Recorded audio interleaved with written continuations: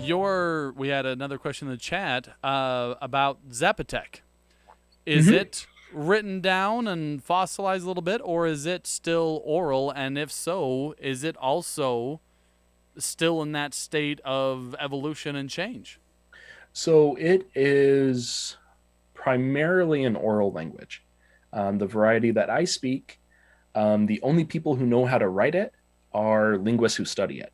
The variety I study is called Santiago La Chopa Zapotec, which is spoken in the town of Santiago La Chopa and has about 1,200 speakers. Um, the only people Now, who know how to write it are me and like 10 other linguists. what alphabet do you use to write it? We use the Latin alphabet. Is that sufficient? I know the Latin alphabet is a little bit limiting. So, luckily, some of the sounds are able to be transcribed using the Latin orthography. However, there's quite a few sounds that we've had to repurpose certain letters of the alphabet to be able to transcribe sounds that don't exist in Spanish or English. Um, and so we've had to repurpose letters. Like, for example, J, the letter J, we've repurposed to represent a sound that is probably a voiced uvular fricative. Um, Words. yes.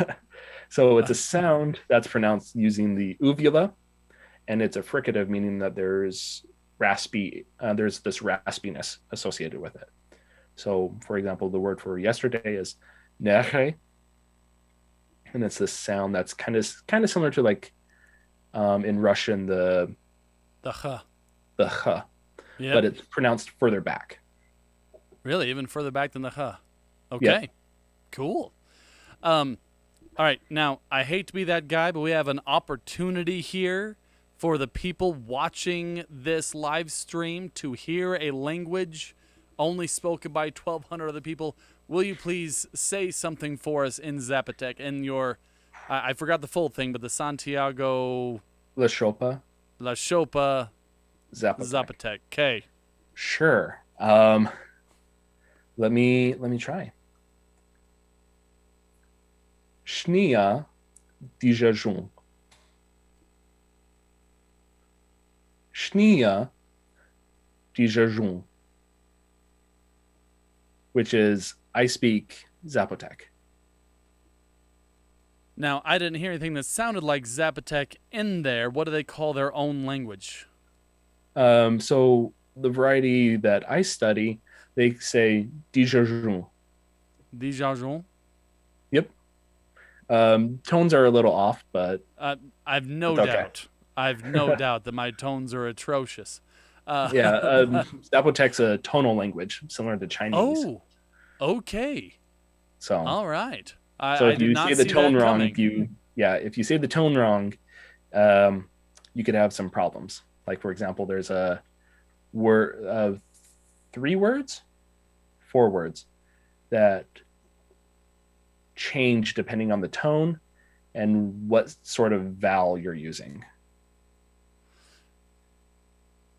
Okay. So, I'll admit, I had not expected to find a tonal language in Mexico.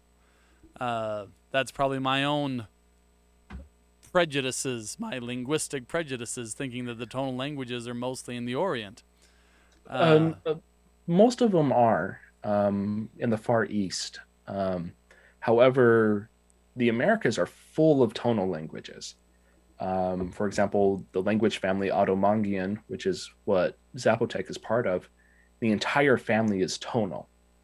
Every single one of the different languages spoken in this language family is 100% tonal. You also find it with a lot of the indigenous languages spoken here in the United States as well. So Navajo is tonal. Lakota, Dakota, Nakota are all tonal as well. Um, so there's also a lot of languages down in Brazil and South America that are also tonal. Now, I have to ask because, obviously most of the indigenous languages in Mexico and down into Latin America were strongly influenced, we'll use that word strongly, by Spanish. Mhm. But I think when you have a whole different basis, right, of a tonal language, did they stay mostly separated from that, or were they also strongly influenced by the Spanish?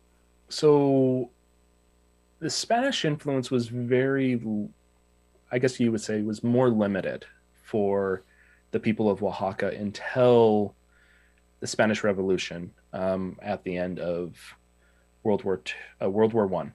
So around the 1920s, 1930s. Um, That recently. That's when, I mean, you still had Spanish loanwords. Um, my friend Maya, who's in the chat, the one that she loves the most is cuch, which is pig, which comes from cucino. Um, and that's something that she does is she's looking into the loanword, how Spanish loanwords are processed in Zapotec and what sort of changes go on there when someone is speaking Zapotec but have these Spanish loanwords.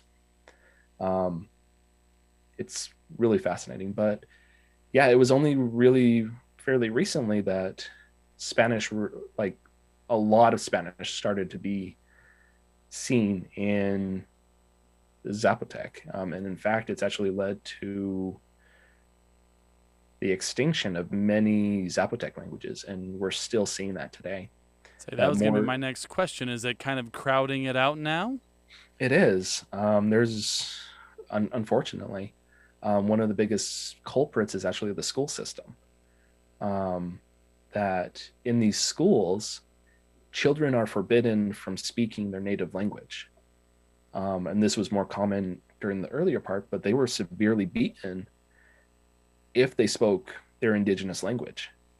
There's Ooh. stories of people who were whipped um, and yelled at, physically beaten in front of all the other students for speaking their native language. Oh man, Um, how long ago was this? let's see. There is a linguist who is Zapotec. Um, her family comes from a town of San Jerónimo. Um, I can't I can't remember the rest of the town's name, but San Jerónimo in Oaxaca, and it's her grandparents. So her grandparents went through this, what would you call it? A linguistic purging? Linguistic genocide is what I would Linguistic say. genocide. Hmm. Oh man. That's it's dark, man. It's real dark. Yeah, Uh, and unfortunately, that's quite common for a lot of these minority languages. The U.S. was guilty of it too with the Indian schools. I have heard some of those stories. Yeah.